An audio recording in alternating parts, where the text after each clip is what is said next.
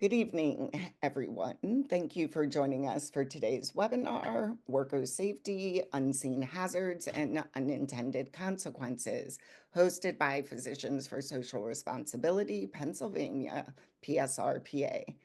My name is Tanya Verkaitis, and I'm the Executive Director of PSR PA. We're a health-focused nonprofit committed to protecting our communities from environmental and social injustices, particularly those caused by toxic industries. While our mission has long focused on the people living near these industrial operations, today we want to shine a light on another vulnerable group, the workers inside these industries. These individuals are often on the front lines managing hazardous materials like oil and gas wastewater without full knowledge or protection. That endangers not only their own health, but the health of their families and communities when contaminants follow them home. Today's conversation is about bringing visibility to those dangers and advocating for change. We're honored to welcome an incredible group of speakers who bring insight, expertise, and lived experience to this discussion. Senator Katie Muth, a champion for workers' rights and environmental justice in the Pennsylvania legislature, who has been pushing for stronger protections and transparency in the oil and gas industry. Justin Noble, a nationally recognized investigative journalist whose reporting has exposed the radioactive and toxic risk in oil and gas waste and the human cost of regulatory failure. Christina DiGiulio, PSR PA's environmental chemist, who will offer a technical understanding of chemical hygiene, standard operating procedures, and required protections for worker safety. And last, Patrick McIntosh, a former wastewater worker who brings firsthand experiences to this conversation and will share what it's like to face these hazards day in and day out without adequate information or support. Guiding us through today's discussion is our moderator, Julia Sklar, an editor with Sierra Magazine who is dedicated to environmental storytelling. Thank you all for being here. This is an essential conversation, one that ties together public health, environmental justice, and labor rights. Before we get started, I'd just like to ask folks to put their questions in the Q&A. You'll have an opportunity to have those questions read by Julia at the end of our presentations. I'll also open up the chat so that you can converse with one another there, share resources, but do try to put the questions in the Q&A. And with that, I'm going to pass it to Senator Katie Muth. Thank you very much, Tanya. Can everyone hear me okay? Good. Okay. Thank you for hosting us in this extraordinary opportunity to discuss a really important issue. And I am Senator Katie Muth. I represent Senate District 44, which is parts of Chester, Berks, and Montgomery County. I'm actually a resident of, when I was younger, my whole life I've been in Pennsylvania, except for grad school, but I was raised on the other side of the state in Westmoreland County, which is where my family still resides. And I think it's really important to highlight that Pennsylvania is an extraction state. The cradle to grave cycle impacts everyone from the oil and gas perspective, and really the legacy pollution our state has dealt with over the years, decades and decades, from timber extraction, from coal mining. It's a beautiful state, but there's a lot of mess to be cleaned up. And so, Jeff, if you want to start my slides, I'll try to make sure I'm setting my timer so that I don't go over time. Because I think this could be a way longer conversation, but you can go ahead to my bio. Thank you. So this is just a little bit about me. I already told you I was born and raised in Western Pennsylvania. I have a degree. My background came from sports medicine. So one of the things crossing over to becoming a senator really was grateful that I learned how to read research and find evidence-based information, which has been instrumental to me in terms of being a policymaker, making decisions and casting votes, making sure I'm looking at the right evidence, the facts, and the data. Those are the committees I serve on, chair of Veterans Affairs and Emergency Preparedness, the minority chair, but I also serve on the Environmental Resources and Energy Committee. where the chairman is Jean Yaw, and it's basically a committee to run bills that benefit industry, often uh, with his name on them. So I also sit on the Public School Employees Retirement System board and a bunch of other boards. So go ahead, Jeff. So in Pennsylvania, we are lucky to have an environmental rights amendment in our state constitution. I don't know if Pennsylvanians realize how lucky we are to have this, although it is often abused and not enforced, unfortunately. But what it does say is that we all have the right to clean air, pure water, and to the preservation of the natural, scenic, historic, and aesthetic values of the environment, and that the state is supposed to uphold those things. And as a trustee of those resources, the Commonwealth will concern and maintain them for the benefit of all people. So I think that's very important. And I think that more policymakers and leaders in elected office need to remind themselves of this is our Constitution. Go ahead. So, like I said, I've born and raised here. My brother's little league field growing up was next to a heap of coal, ash, and I remember everyone being allowed to ride their bikes on that coal ash, and I was not. My mother would not let me. She was the mean mom. She was the smart mom. And so, as a Girl Scout, I learned how to identify all sorts of things in nature. And now I read in the Pennsylvania Bulletin or on the Pennsylvania Environmental Digest blog how Turtle Creek has drilling mud in it from pipeline projects and all sorts of pollution of where I grew up. And unfortunately, it's not just that area, it's all across our Commonwealth.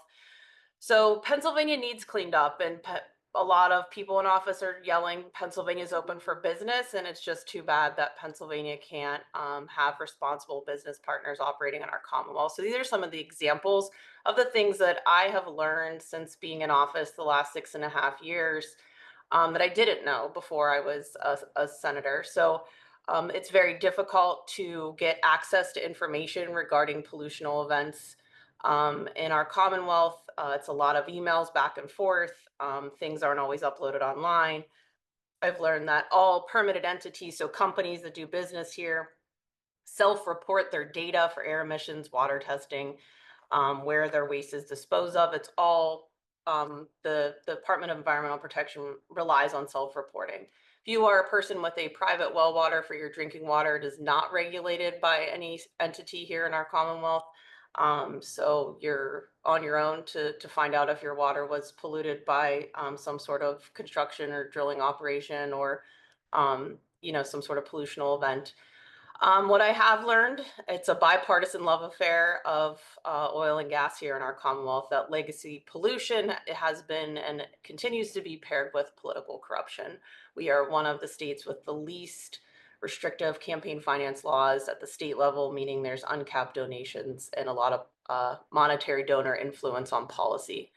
And Pennsylvanians as residents have suffered from corporate exploitation since the railroad industry. So here we are. Go ahead, Jeff.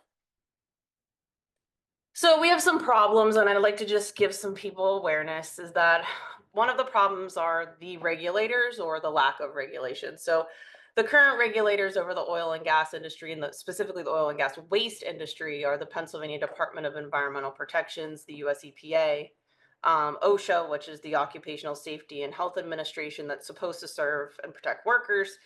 I put the Nuclear Regulatory Commission, the NRC, on here because with some asterisks, in that the oil and gas industry, despite having waste that measures an extraordinary amounts of radioactive content, is exempt from being regulated by the NRC. And that includes any kind of regulatory requirements around worker exposure protocols. So that means anybody working in the oil and gas industry, oil and gas waste industry, do not have those worker protections as someone that may work in the nuclear power plant or a nuclear waste facility. Again, self-reported data from permitted entities is what the regulators rely on. So there are no samples taken, and I'll talk a little bit later about how I visited a site and there was some complaints filed about this site, and the inspection reports, despite having 5 state inspectors there, did not entail a single sample taken on this site where you could walk up to and find radioactive waste sitting on the ground. Um, so the other really troubling thing I've learned, and I want to thank Justin and others for really hammering this home for me, is understanding that even when things are tested for, the instruments used to detect what types of radiation are in, say, a solid waste load from oil and gas waste going to a landfill, um, is only detecting one type of it's gamma radiation. So there's no requirement for the Pennsylvania DEP or any of these companies who are supposed to self-test prior to going to a landfill to make sure they're under levels appropriate to dispose of that waste in a landfill radium-wise. They only measure gamma. They do not measure alpha and beta radiation. So if you don't measure for it, you can't tell it's there. So there was a 2015 study, if anybody really I'm happy to post the links to all this as well, that my good friend and now county executive in Allegheny County, Sarah Amarato, forced me to read back in 2020, 2021, because she was confused by the executive summary and the data within the report itself. The executive summary said everything is fine here. There's no increased risk for workers. And then you read, the detailed data, and it painted a very different picture. That study examined centralized waste treatment facilities across the Commonwealth that take oil and gas waste. And a lot of this waste goes into landfills in either its liquid form because it goes to leachate from a sewer treatment facility and later discharged into the waterways of the Commonwealth, or in the solid form, which is often weighed down with pine chips and other things, sand, to try to disguise the amount of radium that it actually contains, and then is dumped in a landfill. All across our Commonwealth, there's not a single landfill that technically they all can accept oil and gas waste. So again, discharge permits for landfills and oil and gas facilities, the permit requirements don't always have radium testing involved, and if they do, it's monthly and it's an average. Again, this is discharged in the waterways of our Commonwealth where we all get our drinking water. In 2021, then Representative Amarato, now county executive, she and I had a policy hearing on this where the former head of the DEP oil and gas division stated that any landfill in Pennsylvania could accept oil and gas waste. So if you don't think you live by a frack pad and this isn't your problem, we all live downstream, and there are a plethora of landfills scattered across the state, in addition to pipeline infrastructure that also contains radioactive components. The other troubling thing is the labeling. Since this waste is not deemed hazardous, there's no placards or anything to indicate that oil and gas waste is radioactive. Go ahead, Jeff. This is something that Justin Noble also introduced me to, this graphic, which I try to post anywhere I can, talking about the way that a worker can be exposed just on their daily workday, right? And so there is a high risk of what that we call T-norm, technologically enhanced naturally occurring radioactive material for oil and gas workers, especially waste workers, in its various forms, whether ingestion, skin contact, inhalation. And again, regulators at the state level only test for gamma radiation and not alpha and beta. Go ahead. Thanks. Worker safety in this line of work is something I've learned since last summer. And I've read about it, but I got to know some of the workers last year in an incident that my office was contacted about. And these workers are exposed on the daily to really harmful things, and then also take them home to their families. You can't wash radium out of your work clothes in your washer at home, and then your family's using the same washer. They're not required to, have protective gear.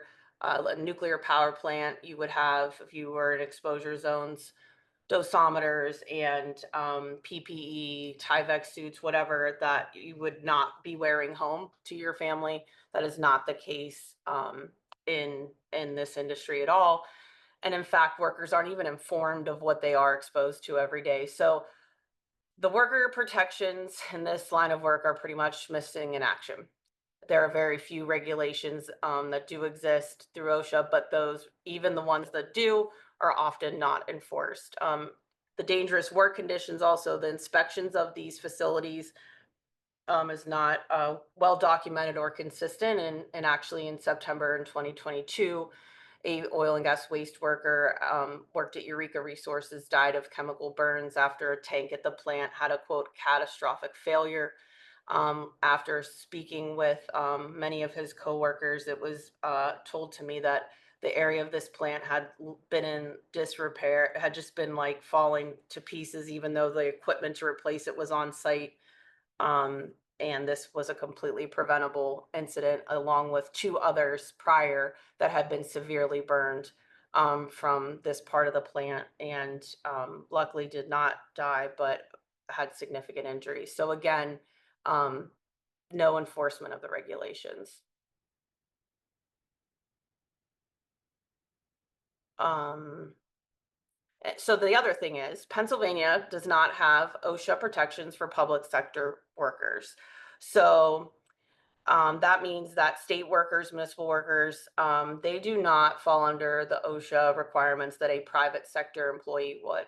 So this means that when a DEP inspector and investigator goes out on site, they could lack the same safety protections that may be afforded to their private sector counterparts. So that's something again that where there's a lack of informed consent here and a lack of protection for workers in general. But just wanted to mention that that's something we're trying to get done legislatively, but it's a struggle, just like anything else that helps humans legislatively in Pennsylvania.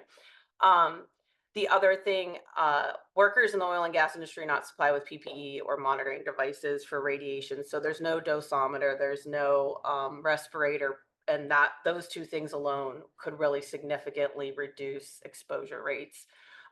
The operator of the company creates their own radiation protection plan. And they submit it to the Pennsylvania Department of Environmental Protections, but again, based on only gamma radiation exposure, which they all say is below limit. Even on site at like air and sampling of solids and liquids stored on a frac pad or another waste facility that is self-reported, not done daily, and then they can submit the air emissions at least up to a year after the day of the actual measurement.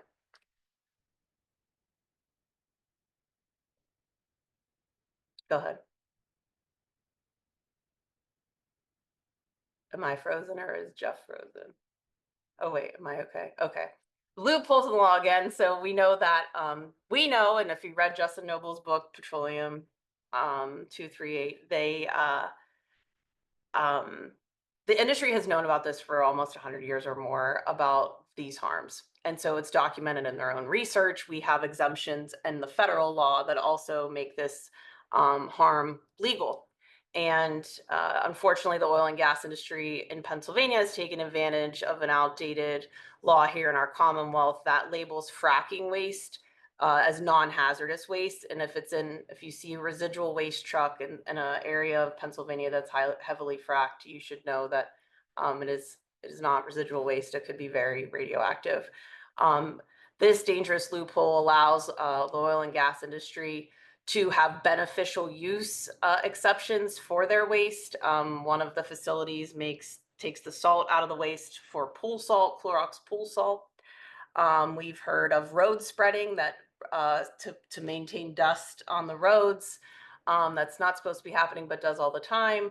And also, then they're allowed to dispose of their waste into landfills um, across the Commonwealth, because if they had to ship it to a landfill that had, sometimes they do have to do this if it's a well above level, pay to send it elsewhere to a landfill in Utah, Texas, or Michigan, where the levels can be taken with that high amount of radium. So all of the other thing I learned is when the operator says we have this much waste measured at this much radium, we're going to the landfill.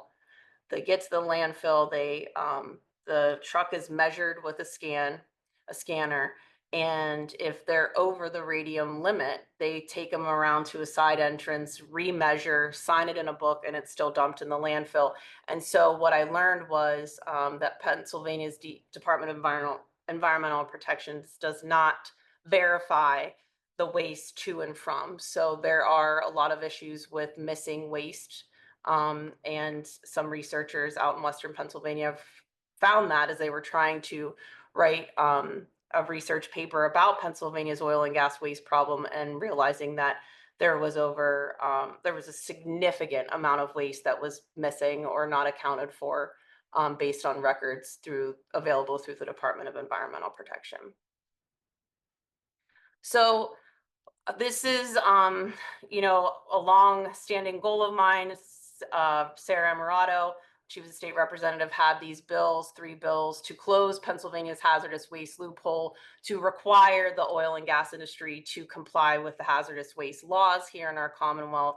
And so again, we've reintroduced these 3 bills, Senate Bill 453 and 454, which would close the waste loophole, and it would deem it as hazardous, and have to comply with the disposal laws around hazardous waste. And then also Senate Bill 455, which would close the leachate loophole that allows liquid oil and gas waste to be disposed of at sewer plants and then discharged into the river.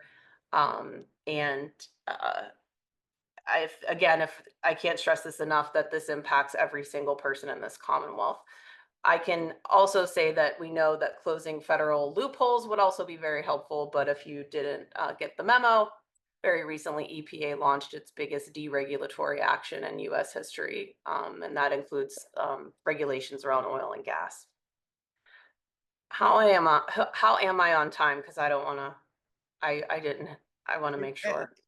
I'm good. How much, do I have 5 minutes? About 3? 7. Oh, perfect. Thank you. Okay, I'm good.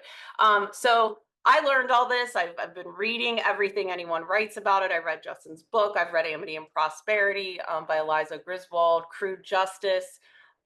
There's other books that, show that we're not the only state with this issue, and that the human toll it takes is not accounted for. Just because there's an exemption in the law does not exempt the public from the harm. And I think, there's a way to stop people from being sick and have cancer and have all these neurological problems and developmental issues for children, if we just classified our waste and disposed of it appropriately. And I received my first real life experience um, last August of 2024, received an email that's shown here on this slide, and it came into our general inbox, and it was from a frac waste worker. And if you see the subject line, it says Eureka Resources LLC has closed their doors and abandoned at least 6 million gallons of frac water. So I read this email, and you can see it there, that the ground and all around the plant is emitting radiation due to spills and tank leakage. There's a discharge pipe from the plant right into the Susquehanna River that's permitted to discharge treated water, but the water has not been treated in at least 2 years because the management stopped buying the chemicals to treat this water to meet the specs of the permit. And this gentleman says that he ultimately resigned from his position due to the fact that they were purposely letting polluted frac water into the waterways and the Susquehanna River. And so that opened this massive adventure, a terrifying adventure for me. And the next day, I'm not joking, well, that evening, I texted Justin Noble and I said, I received this correspondence, and there were some explicits in my text, but I was very troubled by what I'd received. And so there's a lot of good reporting by Public Herald also showing that the DEP's own studies showed that this very company had only successfully removed 9% of radium from the oil and gas wastewater that it was processing at one of its facilities in Williamsport. And I also met some of the workers from the Williamsport facility prior to knowing about this situation, who got very sick from the tasks that they had to complete on the job. So this was the next day.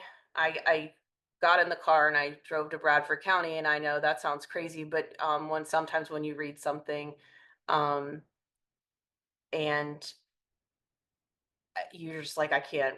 I had to. I'm like, is this really abandoned? How does this happen? Like, how do you just abandon this site? And I had no problem driving right up. There was no trespassing signs. There was actually a now hiring banner on the front of the building. And I asked two individuals who are very intelligent and smart in science and have the experience and expertise to assess these types of situations. They met me there, and there was doors swinging open in the wind. There was a conveyor belt still on.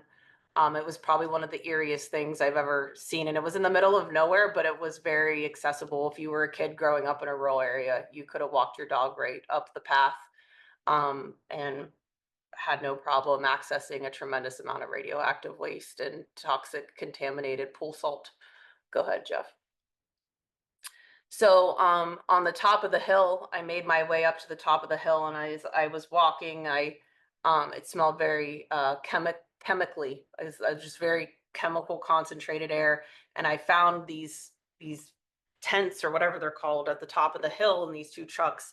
The picture on the right is actually from my second visit there, and if you see in the back, Justin was visited met me there to show him what was happening. But the picture on the left, that pile was still there when I met Justin there. And that pile is a pile of solid oil and gas waste that had been mixed in. There's a bag of pine chips on the other side of that tent, I guess, to mix in, and whatever. There were gloves in that pile. It kind of, I call it the dino poo pile from Jurassic Park. It reminded me of when the Triceratops, I think, was sick and there was that big pile. Yeah. So that was, as you see in the one picture, and you'll hear from PK in a little bit, that or Christine, um, that it was incredibly radioactive. So this is sitting on the ground. There's nothing around it. I'm sure this company, they were not happy that we were there, as they later found out, but there was nothing stopping anybody. And also an abandoned site that, if God forbid something happened there, first responders would be responding to a very toxic mess that would make them very sick. And so if you see on the top right there, there's a picture. It says danger. There's a fatal fumes if you enter this tank. We did not enter the tank. We did not enter the building, to be clear. We stayed outside, but these pictures show you what we came upon, including abandoned salt pool salt, bags of pool salts on pallets, that I guess had a very extraordinary high amount of barium in them, and so they were not sellable. But these Clorox pool salts are sold right here in southeastern Pennsylvania. I bought a bag at BJ's, and they also sold it at Walmart and Costco, or not Costco, just Walmart and BJ's. And if you read the reviews for Clorox pool salt online, it was turning people's pools brown. So this is just salt. I've learned from some of the workers later, the B, I guess, means bad, or it's the salt that they couldn't sell. So go ahead, Jeff. And oh, yeah, thank you. So that whole thing turned into this regulatory nightmare where we reported it, we sent things to the EPA. And to be fair, the worker that contacted me initially, or the former worker, also filed complaints with the DEP and the EPA. And so I contacted the EPA as well. I'm not a federal elected official, so it's not like they have to respond to me, but I had worked with some of those same people on a separate issue where a plant was going to be built by this same company in Dimock, Pennsylvania, where I learned that the permit for that facility was fraudulently issued by the Pennsylvania DEP, because the EPA has to review all oil and gas discharge permits in Pennsylvania before approval, and they had never seen that permit for the Dimock facility. The company had decided not to proceed with the Dimock facility actually at the beginning of August. So it's very interesting because they couldn't, I'm told, pay the bonding for the facility. So this company was eventually issued a consent agreement by the Pennsylvania Department of Environmental Protections, but it's like a slap on the wrist. They're not closed. They're just not taking waste. They can send product out for beneficial use, which is that whole thing is, who's it beneficial to? Is it to the operator that wants to get rid of the waste? Because it's certainly not beneficial to the public, or the environment for that fact. So this was a huge real life learning curve for me on how, there might be some good people that work in these agencies, but ultimately there's a loyalty to this industry that I would think this place would be shut down. How can you just walk away? Not to mention not pay their workers. My office was able to help get paychecks to some of the workers that were left stranded, which was good. But also, you have to remember these are some of the best paying jobs in these areas. So it was a really an economic fu to these workers from the money perspective, but also to the health perspective, because it's not like they have health care that are going to cover their health impacts that may develop later, or what they even deal with now. And I did meet with almost 15 workers that used to be at this facility.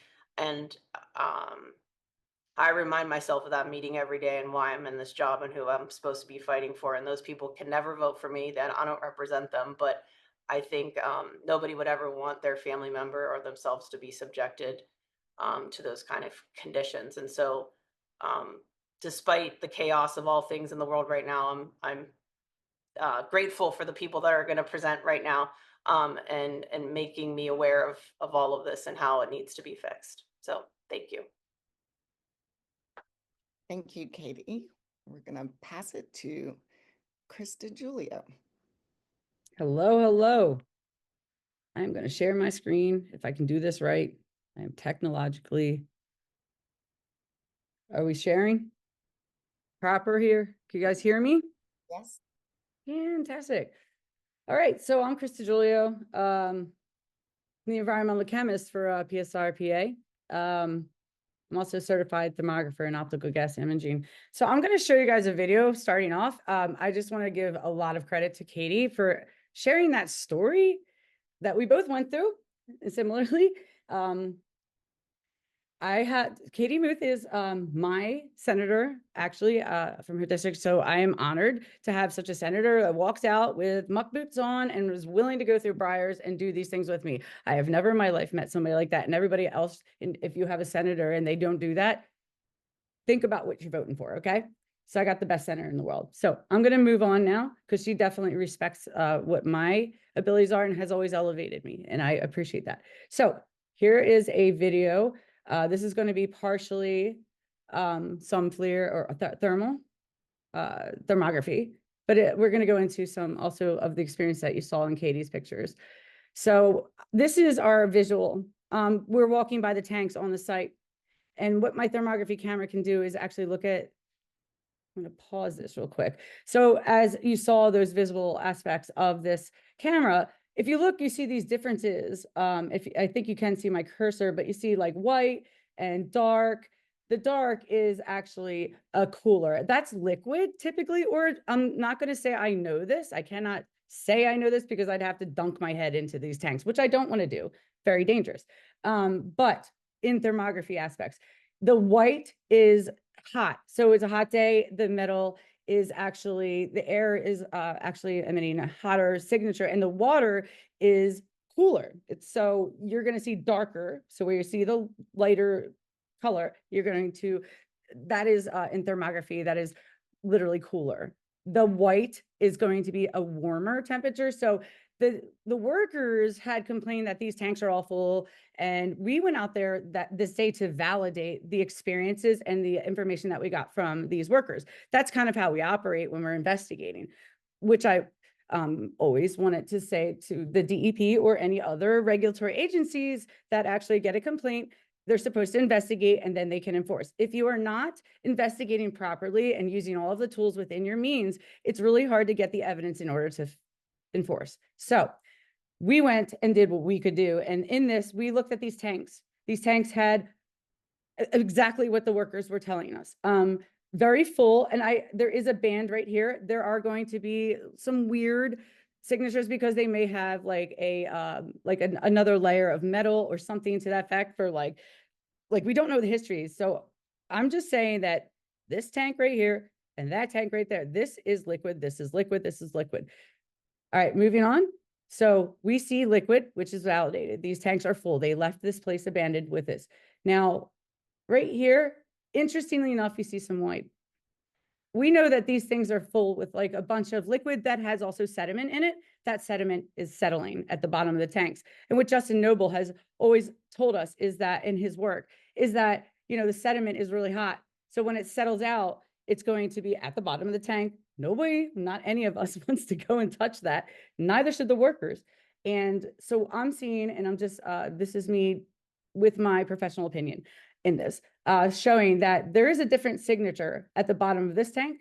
And as I move forward, see how it's white at the top, that's the air. That's where the level ends of water. Here's another larger tank on the site.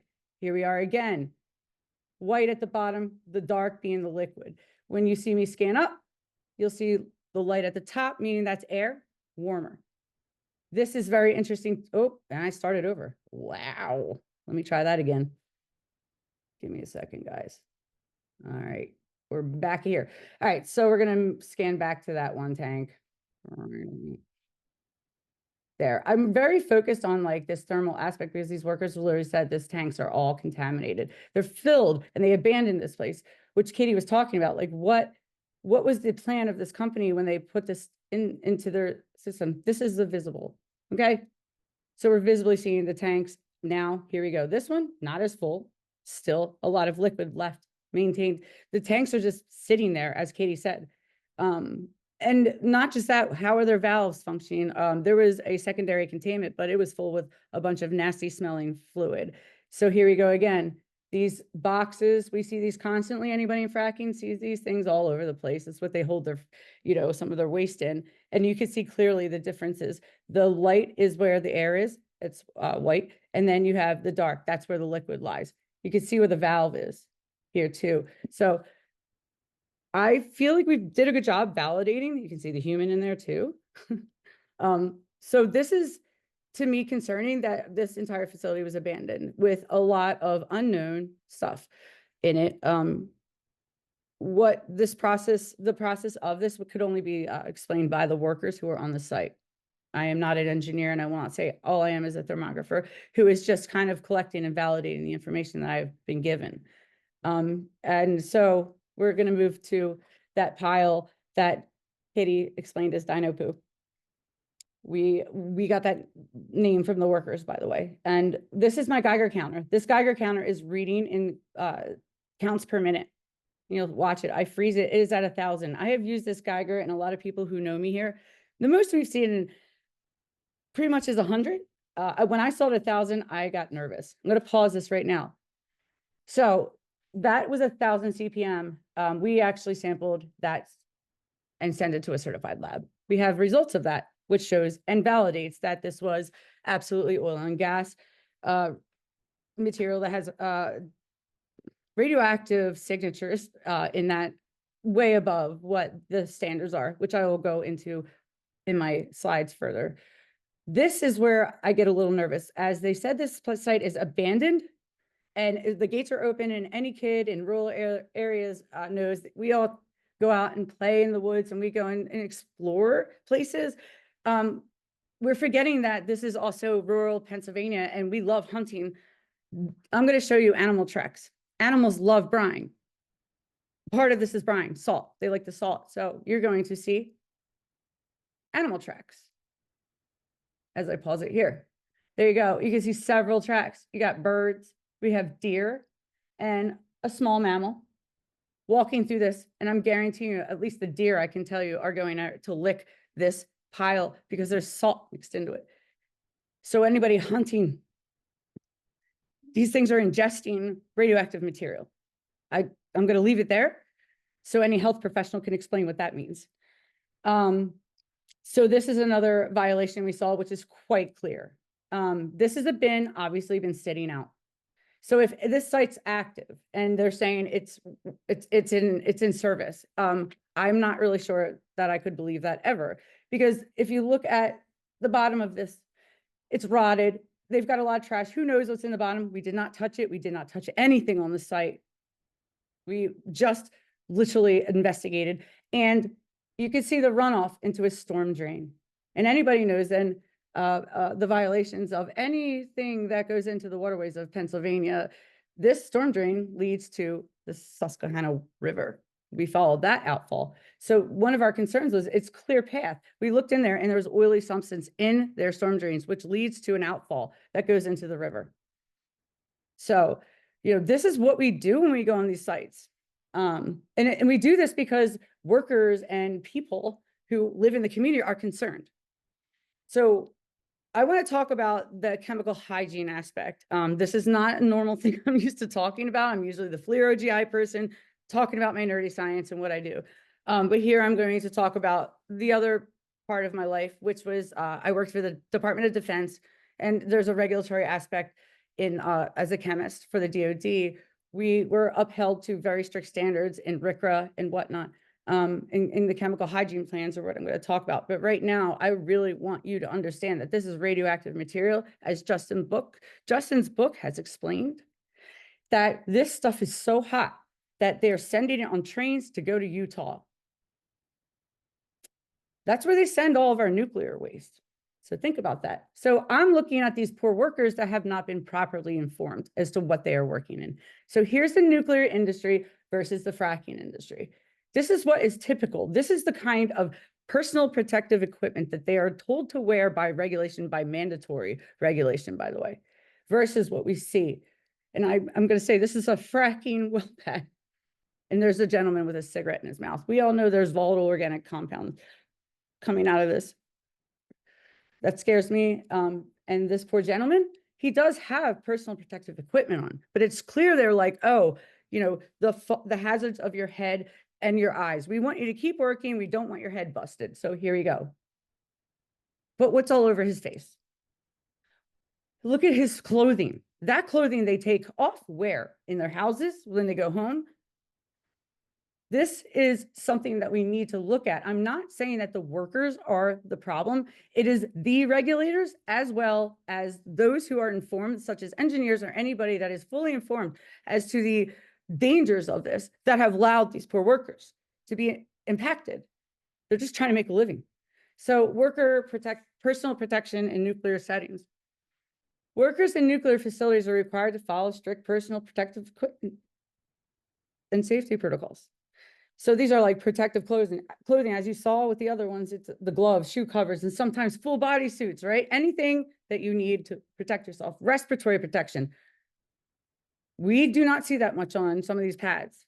Dosimeters, we can go into this in another time, but like dosimeters should be something, it's like my Geiger counter that I showed you earlier, that actually has a dosimeter. I have an extra one where I know that the cumulative impact of me going out to these sites, I need to know what I am being exposed to, cumulatively. That's what these dosimeters do. They should be worn, shielding barriers like lead, vest, walls. Anybody who's gone and got an x-ray, what do they put on you when you get an x-ray? Yeah, a lead suit, especially if they ask you if you're pregnant for women. Reason for that. Contamination monitoring. Workers are routinely checked for radioactive contamination after work shifts. I don't know if these procedures are existent in the fracking industry. I'm going to say no, and I believe the workers could actually validate that. From what we've heard, that's what we heard. That's why I'm doing this. So how do SOPs enhance the worker safety? This is a very simple thing, and I thought it was common sense, but I learned it is not common sense. So why and how do these workers enhance worker safety? It's clear, consistent instructions. SOPs provide step-by-step guidance for completing tasks safely and correctly. So I'm not looking at the workers as the problem. I'm looking at the people who know that these things are unsafe, the regulators who should have told these people that this is unsafe, therefore you should have these things in place. The consistency reduces the risks of mistakes that can lead to injuries. As Katie talked about, there was a terrible incident where there was loss of life. That is the worst case scenario. as PSR PA, we're Pennsylvania, we are looking at public health, and we have seen cancer clusters. Cancer takes a long time to show, so that is another risk that we're seeing, but that takes a while to show sometimes, right? It's hazard identification and mitigation, descriptions of known risks. I mean, I'm gonna like point over here to this hot water sign. So descriptions of known risks, hot water. If somebody walked onto a site, what do you think any normal person or layman person would say? Like hot water, oh, it's hot, like it's like a hot tub. No, it is hot, meaning in the industry, that's lingo for very highly radioactive. Where's the radioactive activity sign? Where's all of that? Now, they do on the rig have a 45 buffer zone, stop while and because obviously it's really dangerous equipment. Willing to do that because again, the worker was wearing a helmet, wearing safety goggles. But what is the unidentified risk that we're talking about? Radioactive aspect. It's being ignored. Required personnel. All right, we can move through regulatory compliance. Now, here's where we get into the fun stuff. OSHA, Occupational Safety and Health Administration in the US. That's ours. We also have NIOSH, EPA, or local health and safety regulations. See, the failure to follow these SOPs can result in fines, lawsuits, or shutdowns.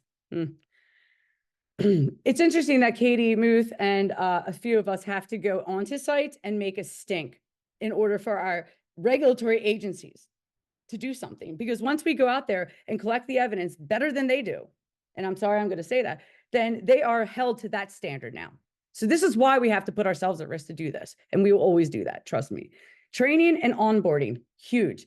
SOPs are the foundation for worker training. If that's not being deployed, then how are these workers going on? How are they ever going to know what the risks are? These employees can be trained very easily and they'll understand the job specific hazards, but the industry might not want them to know that. So hence why they're not training them.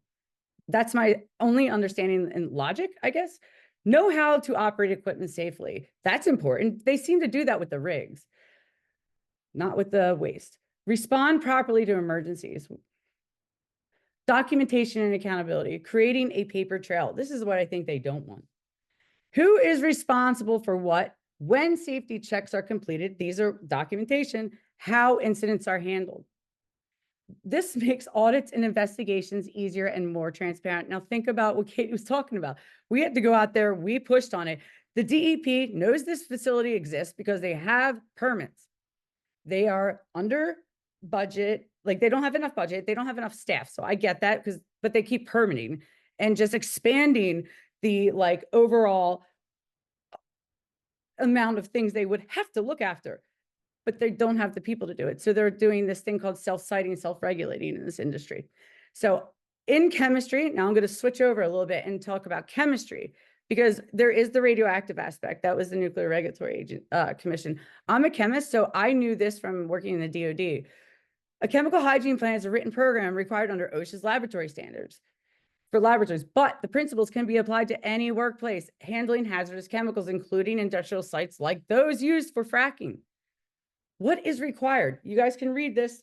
Standard operating procedures, I just went over. Criteria for controlled measures, ventilation, PPE, proper equipment use and maintenance, employee training programs, exposure monitoring, and medical consultations. There should be an occupational health screening when these workers go in.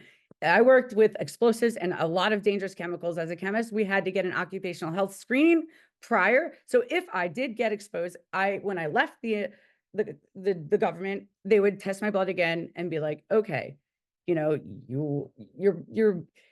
your health hasn't changed or whatever. It just documents what you may have been exposed to. Designation of chemical hygiene officer, which I was actually a chemical hygiene officer. Provisions for protecting workers and the environment. Hazardous chemical I'm sorry, we're going to the gaps. So the gaps, right? I'm a little nervous because I'm not sure what time I have. I could get really far into this. The gaps here on just this is the hazardous chemical inventory. As we have all heard, there's a lot of chemicals. Some are proprietary. They get away with the proprietary stuff, saying that they don't have to tell us what that is, but we are absolutely, being exposed to it. because there's no invisible walls on these sites. And as we see in the spills and in it getting to our water, it absolutely trespasses off of their sites and into our atmosphere and into our homes, into our water supplies. A proper CHP would require a full chemical inventory and accessible safety data sheets. Let's take an example, like why is safety data sheets so important? Or them documenting it. Because if one of these trucks gets on the road, it has an accident. If the emergency responders do not know what is in that truck, then they don't know how to properly protect themselves. Meaning they have no idea how to clean it up. They have no idea what they're dealing with, and they don't know like anything, right? That's one of the things we need to talk about, our emergency responders. This is a safety procedure for everything, meaning cradle to grave. Cradle, when you create it, to the grave. Anything in between that, everybody, everything is at risk. If there is no knowledgeable understanding of those things, what is identified, what are the safety, then somebody is going to get harmed in the middle. Right now, it seems to be the public, our emergency responders, and the workers. Workers, and then we have PP and worker protection. We already know that one. Ventilation and engineering controls. This is interesting because we are dealing with some facilities that are out in the open, right? Ventilation is proper because they're out. But I have, in my FLIR OGI experience, watched it trespass into people's homes, as well as our air monitoring shows that. But we did a facility here that had internal buildings, and there was workers sitting at the top of the conveyor belt that Katie talked. It was 90 degrees, and they're sitting here in an unventilated building. I'm sorry, it gets me a little emotional, but like the workers has to sit up there for how many hours and breathing this. They to them up to the point where they're probably wanting to pass out, and they're not even informed of what it is. They just know it stinks and they feel like crap. I wonder how their life is after like a day of work like that. Ventilation and engineering controls is very important when it comes to enclosed facilities such as Eureka Resources. Spill control and waste disposal. This is so fracking water spills at Williamsport Company. This is another facility that is tied to the one we were investigating in Williamsport. They've had a history of issues. Training and safety protocols. So you guys can read through this. Again, this will be all available online. It's recorded. So what about these regulations? The chemical safety regulations, still patchy, and it's often reactive rather than proactive, which is really like that's what the bureaucracy does best. Unlike labs or chemical plants, fracking sites often fall through the regulatory cracks, which we all see. And Katie already touched on this. We got the Halliburton loophole, as well as the Benston Amendment in RCRA. State agencies have mixed records, and this is interesting. Some have strong rules, others deeply underfunded or influenced. So there's an inconsistency through states. As well, we have this thing about subcontractors. So there's this kind of like thing where you're chasing your tail. Nobody knows who did what. You can kind of pass the hot potato. And that's kind of what happens. In fracking operations, if fracking operations are held to strong chemical hygiene standards, we see transparent chemical disclosure, universal worker protection programs. I think we're seeing this in the Gulf South with a lot of workers within this industry are talking about like, organizing within these facilities, because of course we're not telling people to leave their jobs or anything. We're telling them that they deserve to be protected. And in that you need to unionize, and you need to make sure that you're protected by pushing against what is now the norm. We need to make the norm public health, worker health, thorough environmental and public health risk assessments before drilling. That's a big one. Real-time air and water quality monitoring, which we see our governor trying to do right now, but I would say that should be probably done with a better good practice in science. Community right to know enforcement. That's interesting. So the gaps in Pennsylvania chemical safety regulations are interesting because I'm doing the state, that was kind of federally. Trade secret exemptions. I mean, we have a history in Pennsylvania, Act 13. Anybody who understands the fracking industry knows Act 13 even told doctors they couldn't talk to about what their patients are experiencing, that got overturned. However, we had this ability to withhold chemical identities, claiming trade secrecy. Medical professionals can request the info, but only after signing a confidentiality agreement, which limits transparency and emergency response.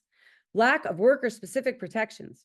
There is no state OSHA program. Now, state OSHA program, like OSHA protects the private industries, the federal OSHA. There is a bill being introduced, I believe, in Pennsylvania that's talking about protecting our public health services, our public workers, which will be our state OSHA. That's a really good step. And I give a big thumbs up to Pennsylvania for actually putting that in. And it should be passed. So everybody please get on that and make sure that that moves forward. Fracking sites often use subcontractors, creating fragmented accountability for workers. I mean, that speaks for itself if anybody in this fight has experienced it. No requirements for chemical hygiene plans. This is big. No requirements for chemical hygiene plans, exposure assessments, or medical surveillance. That has to change. Minimal public involvement. Communities are often not notified in advance, like free, prior, and informed consent should be a thing of chemicals used near homes. We have a lot of wonderful people that are talking about setbacks and whatnot in Pennsylvania. We have a lot of grassroots organizations that are standing up to this and doing their best with what we have to work with. And I give them all of the credit right now because we have to do something. We just don't let this be the norm anymore. No system for real-time reporting of accidents, spills, or chemical releases. I'm pretty sure the DEP is like, no, you really can do a complaint online, but they do come out like sometimes. They're doing better. I'll give them that, like 48 hours later, which is not real time. Enforcement is spotty. We know this. So the key nuclear regulations, and let's go back to nuclear. Why are we not able to do this? No, there is a total framework for this. And nuclear, meaning radioactive. Let's not look at nuclear or TNORM. This is about radiation. Radiation is so dangerous. There's agencies all around the world that understand and identify that and have everything in place that makes it safe. So here we are, U.S. Nuclear Regulatory Commission, Occupational Health, Safety and Health Administration, and then you have the International Atomic Energy Agency guidelines. Everything is sitting there right in view where we could absolutely enforce this as a state. This is awesome. The major requirements of NRC regulations. The ALERA principle is probably, when I learned about this, it's like as low as reasonably achievable, even if it's lower than the standards of the annual dose limits. That's what their goal is, meaning time, distance, and shielding. The time you spend in a dangerous area, the distance from it, and the shielding, the protective gear you have, or, that's pretty common sense, you'd think, right? But no, we have regulations because obviously it was not common sense. And we see that because they're not enforcing that here. We're seeing that common sense part not working. So we do need regulations to anybody who says regulations are a problem. Lower limits for sensitivity, organs, skin. This is the annual dose limits. We can get into that. I think that's another topic to be had. And we have material on that from some of our other presentations and publications. Training and qualification. Workers must receive radiation training, understand how to use PPE and monitor. That's a requirement through these. Enforcement and compliance. Regular inspections and audits. Workers must have access to medical surveillance if they work with radioactive materials. I'm going to tell you what I found out about this Eureka site. When the EPA went in, or the DEP went in and looked at their RAD plan, which is the radiological plan, they found out and actually said there's a violation that only like 3 or 4 workers out of the whole time, out of all those workers, only 3 or 4 were actually trained for radiation safety. Incident reporting is mandatory in case of spill, leaks, or exposures beyond set limits. All right. So in ending, I know I get a little bit frustrated with this because I have been held to so much in my career, and that was for a good reason. I was working with really dangerous things, and sometimes I didn't know what I was working with. But those standards and those protections, literally, even if I don't know what I'm working with, the standards and the standard operating procedures kept me in line and kept me like working, like you can't do this. Wear the protection, no matter what you know, you're going to be safe. It's about protecting yourself. And these workers aren't being given the full information, so they don't even know.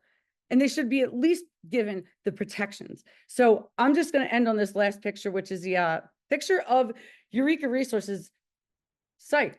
Interestingly enough, they said that this site is still in operation. I don't know. I would call this bad housekeeping. At least mow your lawn. So it doesn't make any sense if like we went on that site and saw all of the disarray in there. It started out here. You should always understand that people take care of their place. It's a behavior. So I'm going to check on that. Thank you for your time. And I'm going to unshare. Thank you, Chris. I'd like to invite Justin to pull up his slides. Thank you, Tanya. And I just want to, thank everyone who has presented, and it is really, to me, it's kind of a way to see environmental journalism in action. We, as journalists, report on people who are out there gathering information and observing, and before even that, before we even get to state senators and health advocacy groups, there's really the public. And so I really appreciate everyone joining in. Many of you may fall in this group, but it is people out there in communities who are really the front lines of investigative journalism by observing, by taking notes, by recording, by capturing things. And often that's that takes a physical and a personal and a psychological toll as well. But that is the beginning of gathering information. And I want to also really call out some attention to the workers in the industry. I think for me, it's been very fascinating to follow fracking. It has largely been sold off the backs of the workers, and what really comes to the surface as I've continued my reporting on this topic is that while there certainly are environmental harms, while there certainly are community and public health risks, the people most at risk and working closest to these hazards are absolutely the workers.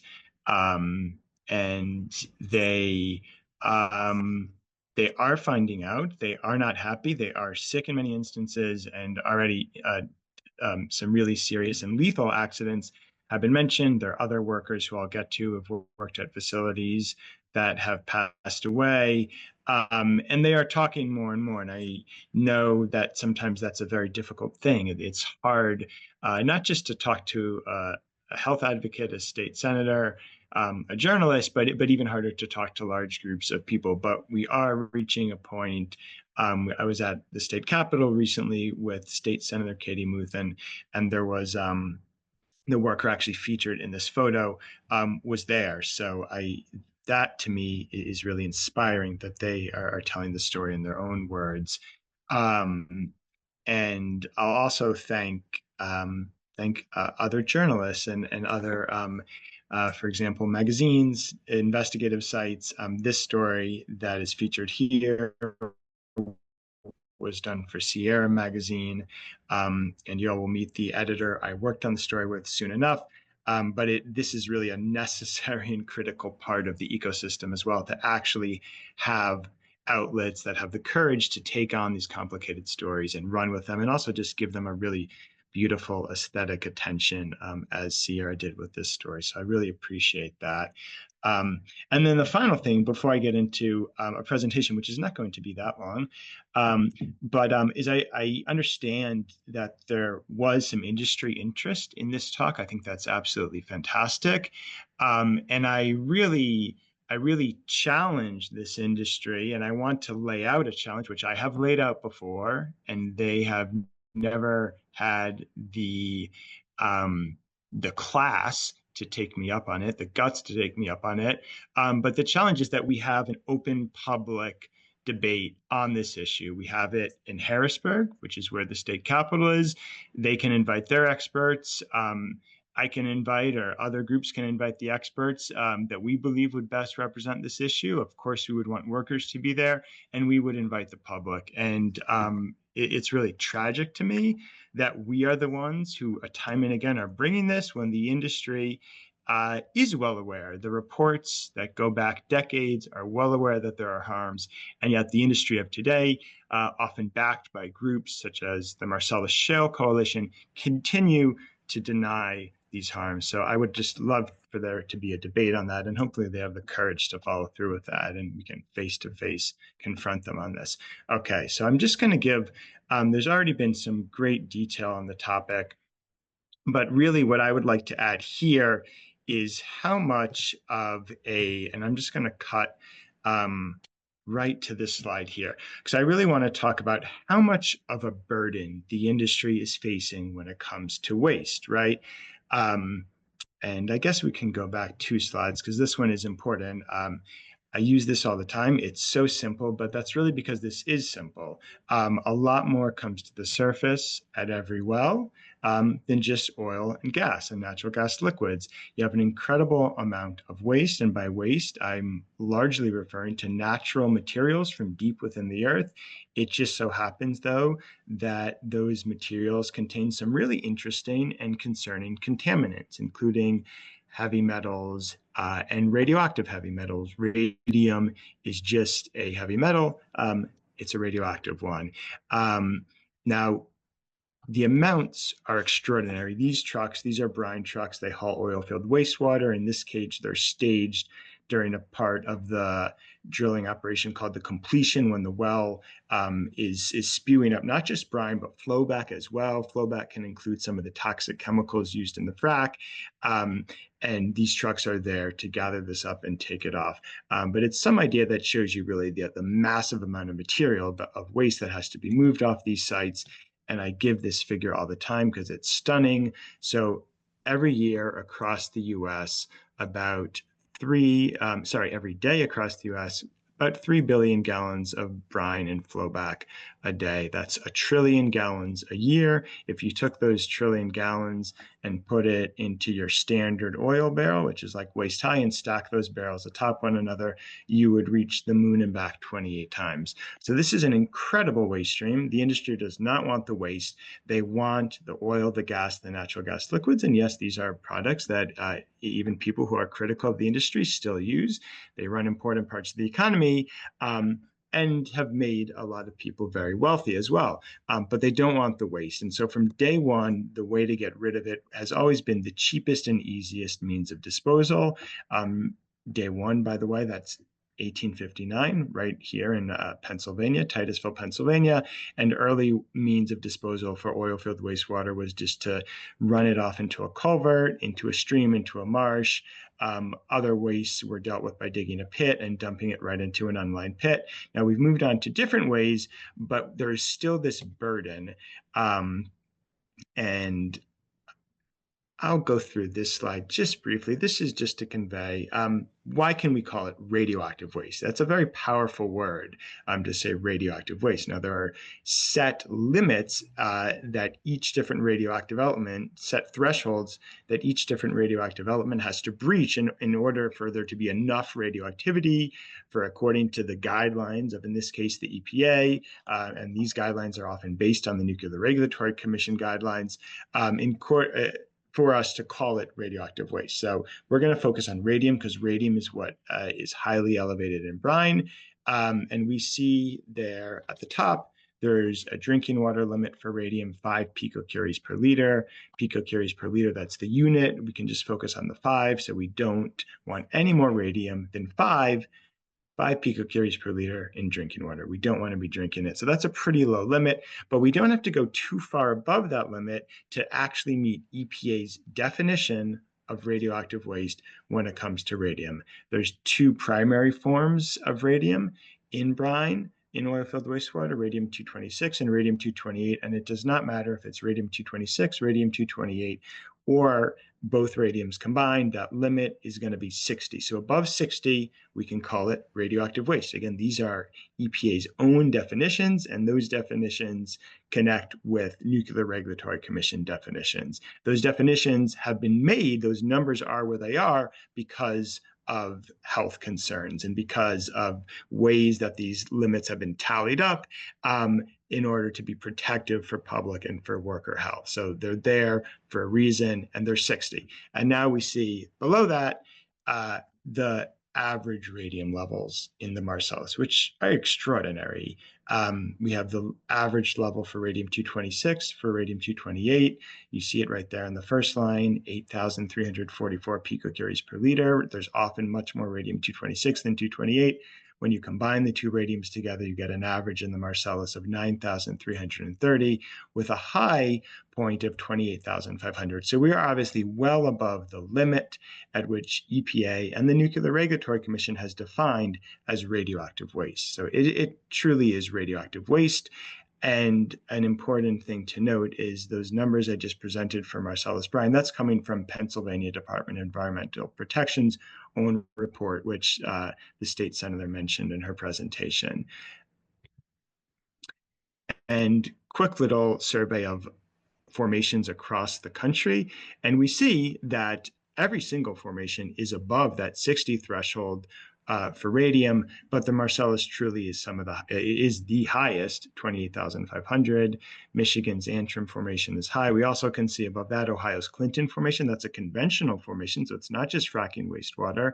All oil and gas wastewater can have highly elevated salts, metals, and radium, including conventional formations, but the Marcellus really is at the top of the list. And we've just all learned at a conference recently at Duquesne that the levels in Pennsylvania can be even higher, above 40,000 picocuries per liter, which is extraordinary.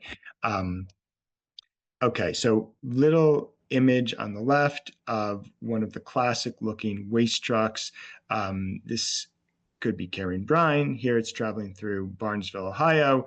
And I want to convey something really important. And this is really like the heart of the talk. And then I'm going to show some videos and open up to questions. But the problem is not just that the industry has a copious amount of oil and gas wastewater they must get rid of, but that the contaminants in it make any attempt to deal with that wastewater deeply problematic. And on the right, we have, by the way, the primary method of disposal of this wastewater as it stands today, which is an injection well. 96% of that wastewater, so just think, this is across the country. You got, again, 28 lines of barrels to the moon and back. 96% of that is going to go to injection wells. Injection wells are also highly problematic. They not only cause earthquakes, but we now have seen that they are leaking across Texas, across Ohio.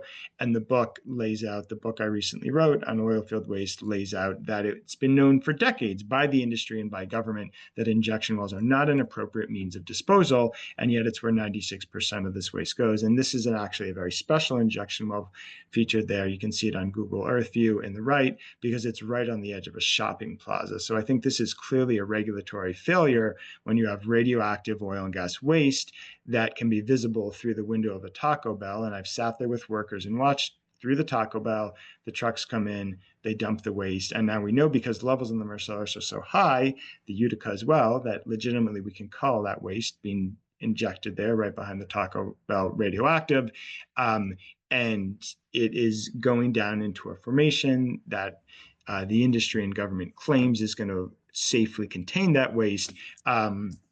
But again, following the industry and government reports, that's not really the case. There are no secure underground storage lockers in the earth, and the waste is not contained. And there's now been all sorts of documented problems of waste leaking out. Where is the waste going? It's very fascinating. Oil and gas wells are conduits that connect the deep earth to the surface. And so across Ohio, where there was a lot of conventional development before fracking came on, you now have fracking wastewater migrating through the earth and popping and spouting back up conventional gas wells. And you have conventional gas well owners who are very mad that their wells have been ruined by fracking waste. And they've actually become some of the greatest advocates critiquing injection wells. Now, I'm spending time on this because this presents the industry with an extraordinary problem. They're using injection wells to get rid of 96% of this waste. again, if you follow the science, injection wells are scientifically meritless. And now you actually have gas well owners in communities, and even in very, very conservative areas where people are quite pro oil and gas, they get jobs from the industry, but they do not want injection wells in their community. They are very skeptical of the idea that fracking wastewater can be safely just shoved truck after truck after truck below their community. And they're appropriate in that skepticism. And they are more and more communities are speaking out against injection wells. So that leaves the industry with a problem that leads us to facilities like Eureka, which has been discussed quite a bit tonight. That leads to this idea of treatment. If you can't inject the waste, maybe we can treat it and try and draw things from it, draw minerals from it, draw lithium from it, draw salts from it, and use that to salt roads, and have really a win-win here. We take away the toxicity from the oil field waste and we pull usable products out of it. And here you see that it is actually being promoted for investors to get involved in oil field waste treatment. And this is just one instance of this. There's really a huge push now to promote this as a solution. Now, on paper, it all sounds great. The problem is the chemical consistency of brine, oil field wastewater, is so complex that treatment has proven time and again to fail. And not just to fail, but to fail in a way that catastrophically affects communities and the environment. Quick note on this slide. This was mentioned by Chris, I believe, in a previous slide. But yeah, you have a lot of solids suspended in brine. Just like you have a strong cup of coffee, you let the coffee sit on the table for a little bit, and you're going to have a little skein of sludge on the bottom of the cup. If you try and hold oil field wastewater, brine, in a tank, you try and move it in a truck, you will have solids, what is referred to as by the industry and by EPA as sludge. You'll have a sludge stick out at the bottom, and that sludge, as one can imagine, is even more radioactive than the liquid. It is really a concentration of some of the contaminants that are in the brine, radium, radioactive element being a solid, and the other metals. They will concentrate in that sludge. So the levels in the sludge can be even higher. That's right there on EPA's own webpage on TNORM. Thousands of picocuries per gram, even hundreds of thousands of picocuries per gram in some instances. And this is what ends up accumulating at these facilities. And here you have EPA's actually page, so we can go right there. This page is still up. Hopefully it's still up tomorrow, but EPA discusses the levels in sludge. So not just radium, but the daughter products of radium. And that just means the other radioactive elements that radium is decaying into. Being a radioactive element, that means at a certain amount of time, radium is going to blast off a piece of itself. And that's literally what we call radiation. You don't want to be near it when that happens. And having lost that piece, it becomes a different element. In the case of radium, that other element, that daughter, is also radioactive. It's going to blast off a piece of itself, become another element, which will also be radioactive in this instance. And so you end up with not just radium in the sludge, but radioactive forms of lead, polonium, which is a very dangerous radioactive element. So the sludge is highly problematic. So now I just want to bring up, and the video will start playing right away as soon as I go to it. So a little bit of a backstory. So this is not Eureka. This is a different oil field wastewater treatment plant. They came into the scene, in this case in northern West Virginia, but the same Marcellus Utica shale zone as Pennsylvania, and with a lot of gusto, a lot of excitement. And here you'll actually see an Oklahoma news clip featuring the president of that facility coming to Oklahoma and telling the state representatives there in the state capital, the people's capital, how incredible they are at treating oil field wastewater. And then we'll cut to a video which shows what was left behind. And then we can go to the questions at last.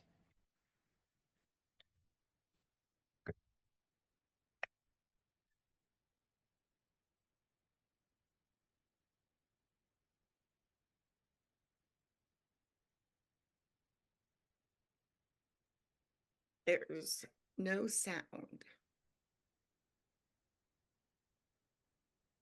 For its caution against Thank expecting you. a magic bullet to end Oklahoma earthquakes. The number of earthquakes in Oklahoma has dropped I just want to make sure, can everyone hear that? Yes, it's working now. Super, okay. in recent months. in part because of reduced oil production due to slumping oil prices and restrictions on the volumes of wastewater dumped into injection wells in earthquake-prone areas. Brian Colt believes he can eliminate the need for injection wells entirely by treating the water, allowing it to be used for other purposes. There are 650,000 barrels of wastewater that are deep well injected on a daily basis in the state of Oklahoma. We could put 10 facilities up and completely eliminate the need for deep well injection. Colt is president of Fairmont Brine Processing, which operates a plant in West Virginia that processes about 10,000 barrels of wastewater from oil and gas activity. During a public forum at the state capitol, Colt described the process, which uses evaporation followed by crystallization to remove salts that are dissolved in the water. From that, we produce distilled water. That distilled water can be reused during the drilling and hydraulic fracturing process. It can be reused for agricultural purposes, or it could be discharged into a body of water. The process also results in sodium chloride or salt, which Colt says can be used in swimming pools or as a de-icer for Oklahoma roads in winter. J.D. Strong is executive director of the Oklahoma Water Resources Board. Yep. Okay, so we're going to pause it there. But you see really laid out perfectly on this film the dilemma the industry faces. Injection wells, problematic. The public is finally starting to see those problems and feel those problems up close, be it earthquakes or leaking injection wells. The industry is trying to pivot to treatment. And here this guy is going to the state capitol in Oklahoma, a different state, and saying we have a great treatment plan. Now let's see what actually happened. And this gusto is important, this gusto that the industry wraps treatment around. They get investors, they get the state behind it, they get governors behind it. And here is visiting Fairmont Brine just a few years ago, and just several years after the gentleman, the president, went to the Capitol to tout their treatment process. And an untold story that burns below the surface across America. You're looking at West Striking Waste Treatment Plant in Fairmont, West 2013, as posted about the plant and the facility for innovation.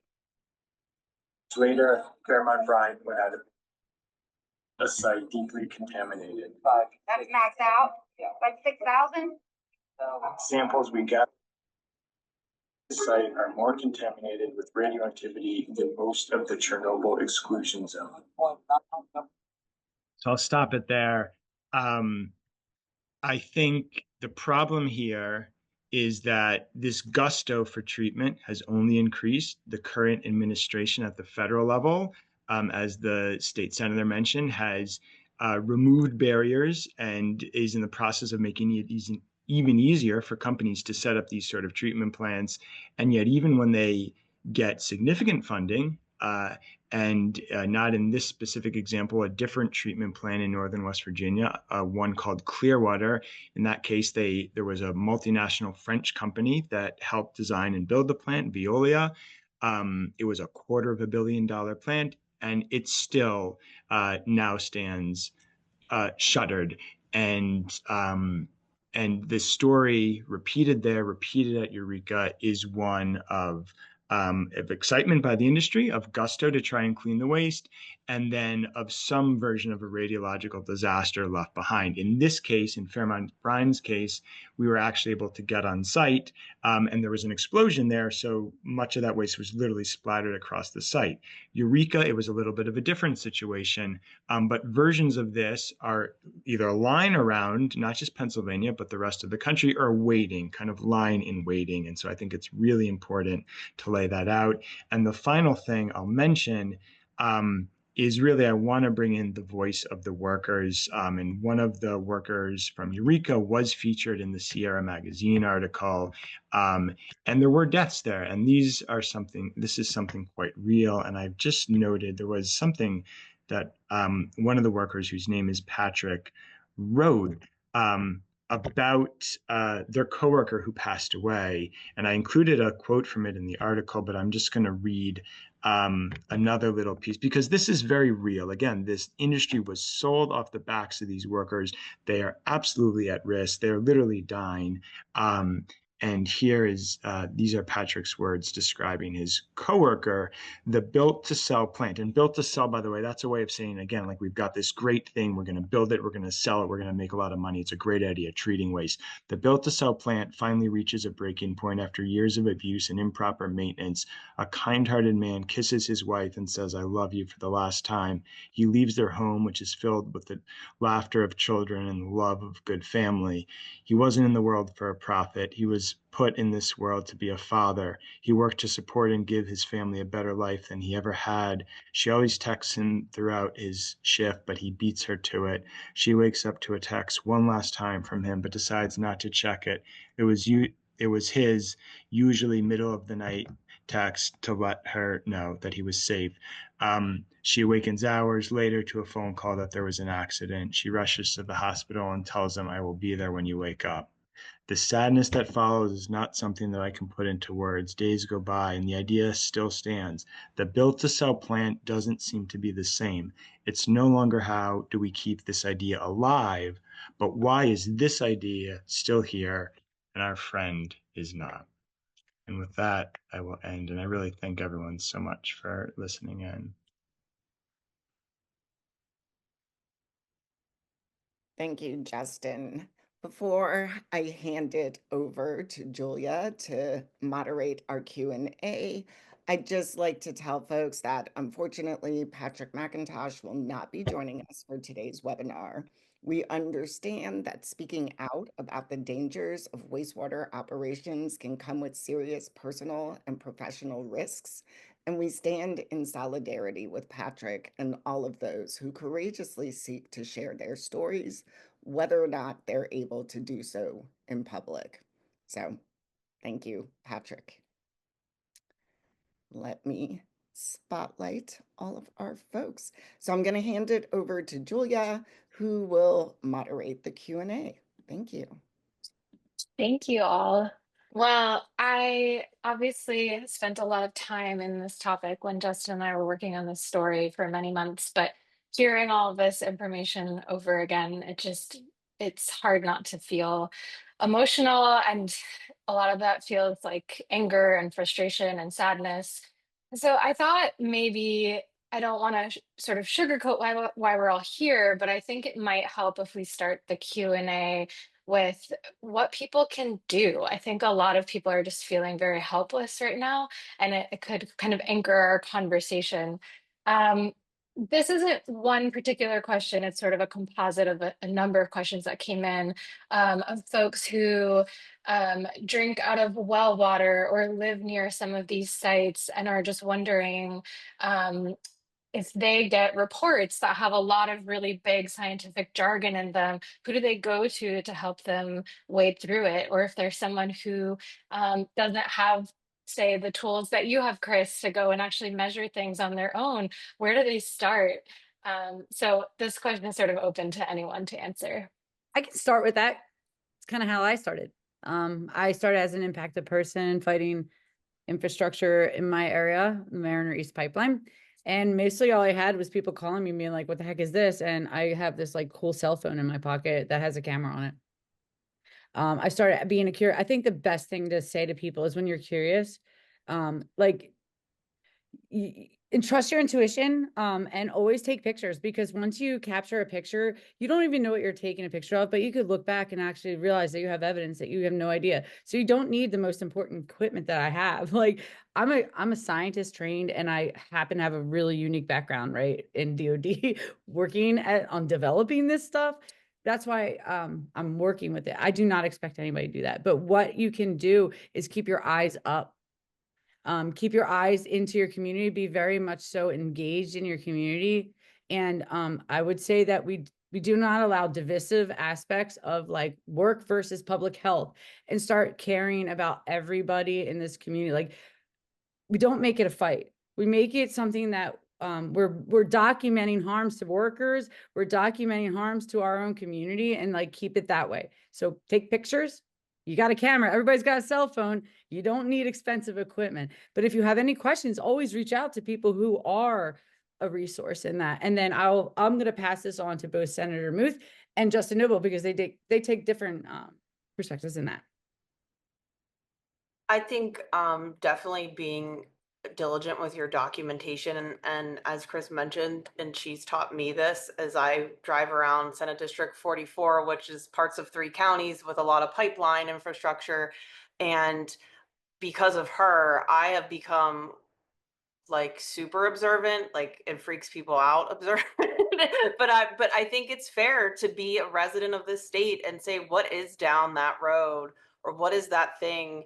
Why do I drive through here and it smells like chemicals or makes me sick? There's one spot on the Pennsylvania Turnpike that I drive by on my way to Harrisburg that I still have yet to figure out what the facility is, but it smells terrible and my throat and my lungs burn, and it's like, and then I'll message my chief of staff to ask the DEP if they've had air complaints, but like, find a way to document it so that you don't forget what you saw or how you felt. That's another thing, is a lot of this stuff is invisible. You can't see like toxic emissions and things like that, or like air pollution coming from one of these sites, but you know how you feel. And so if you don't, feel right, I think that's something, if you document it over time, it helps build the case, as Chris said, the evidence that you need in taking those pictures and videos. Um, and then if there's something that you should report issues with your well water, especially if you live in impacted areas where permitted operations are happening. You do, even though private well water is not regulated in Pennsylvania. What's interesting is that once it may be contaminated or have an issue in an area of fracking or gas operations, then suddenly there's some testing and a quote unquote water investigation that occurs. And I've seen good water investigations by the department, and then I've seen others that are just moral failures. And then also, it's a lot of work. I'm not going to sit here and say that it's ridiculous that you as a resident have to contact all these entities and do all this, but also then contacting the Pennsylvania Department of Health so that they are aware and looped in. Unfortunately, none of these agencies communicate. It's a very siloed thing when it comes to this industry. And if you want to loop our office in, I'll put my email in the chat, our office email, if you're having difficulty. I mean, a lot of the people that we help, as Chris said, there's pipeline issues in Senate District 44, but then we get calls from all over the state. And my vote impacts everybody in the state, so we don't turn anyone away just because I don't represent you. And the DEP is understaffed, and there's good people that work there, but there's also the top of the food chain. And I say this with the most disappointment, is that it gets to the top and it's often just swept under the rug. And that's why being persistent is and making sure you're documented is just really, really, really important. So I know that PSR will help anybody. Our office will try to help whoever connect with resources in this aspect. But again, and filing those complaints, you want to take a screenshot after you file it, and just I do it too, and I'm a state senator. So I encourage everyone to save those numbers and emails in your phone. And I'll just add one more thing, riffing off what you just said, Katie, that even it might seem like screaming into the void, but when you send a letter to an agency, you are forming a paper trail that people like me can follow up on, and that becomes really, really important, specifically or especially because there may be problems later, and you may have kind of predicted that in your notes. So these are really vital things. Don't just think, oh, no one's going to listen.